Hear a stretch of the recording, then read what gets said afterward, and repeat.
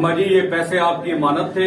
बतौर एसएचओ मेरा फर्ज बनता है कि ये आपकी तमाम रकम मैंने जो आपसे नौसरबाजी करके रिक्शे वाला ले गया था, ये मैंने वापस आपको कर दी है। आइंदा आपने ख्याल रखना है और अपनी अमाउंट खास तौर पे जब भी कहीं जाएंगी तो किसी बड़े को साथ लेके जाया करें, किसी मर्द को, किसी ऐसे बंदे को जो आपकी चीजों की हिफाजत करे। तो ये मैं आपको आपकी अमानत लौटा रहा हूँ। ताला हर मां नूं तेरे जिहा पुत्त देवे। मेरे पैसा की उम्मीद नहीं सीगी, तू वापस मैनू लाती, तेरा शुक्रिया। अस्सलाम वालेकुम नाज़रीन, मैं हूं आपका मेजबान मोहम्मद फारूक और आप देख रहे हैं माई पॉइंट। नाज़रीन, गांव से एक खातून जो है वो शहर आती है। शहर में आके वो बैंक से जो है एक हैवी अमाउंट निकलवाती है। हैवी अमाउंट वो इसलिए निकलवाती है कि उन्होंने अपनी नवासी की जो है वो शादी करनी होती है, इसलिए वो जो है जेवर वाले को पैसे देने के लिए बैंक से एक हैवी अमाउंट निकलवाती है। हैवी अमाउंट निकलवाने के बाद वो एक ऑटो करवाती हैं। ऑटो रक्शे में अपनी सीट के नीचे जो है वो अपनी अमाउंट को जो है वो छुपा देती हैं ताकि किसी को पता ना चले कि उनके पास पेमेंट मौजूद है।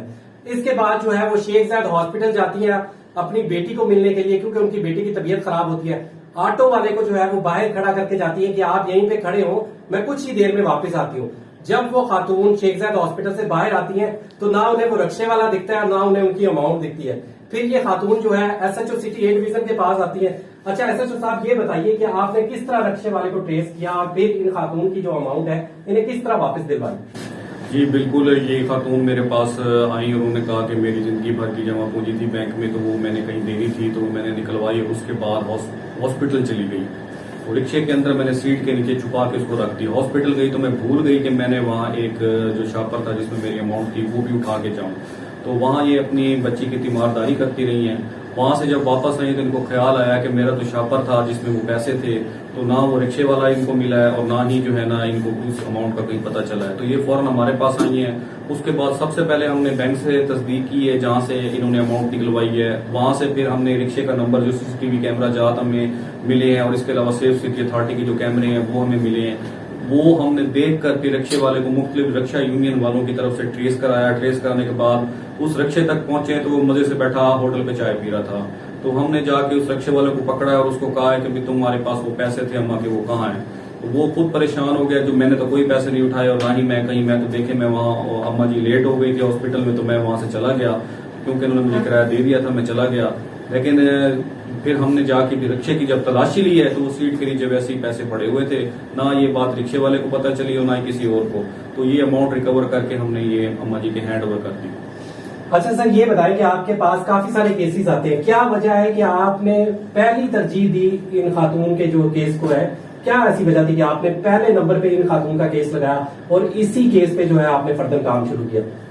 वो इसलिए हमने सबसे पहले शुरू किया कि ये जो अम्मा जी की बात में बिल्कुल सच्चाई थी, और इसके अलावा और हमारे पास क्योंकि मुख्तलिफ इतलात हैं कि बैंक के बाहर जो खास तौर पे ज़ईफ अफराद हैं उनको नौसरबाज जो फिर होते हैं वो मुख्तलिफ बातें करके उनको अबरगला के साथ ले जाते हैं और उसके बाद उनसे वो अमाउंट ले लेते हैं। तो मेरी ये तमाम लोगों से गुजारिश है कि जब भी कोई हैवी अमाउंट की तरसील मुमकिन हो या बैंक से निकलवाना हो या जमा करवाना हो तो हमारी खिदमात लें, पुलिस की खिदमात लें, 15 पे कॉल करें। पुलिस आपको बिल्कुल आके प्रोटेक्ट करेगी, बैंक के बाहर भी और बैंक तक भी।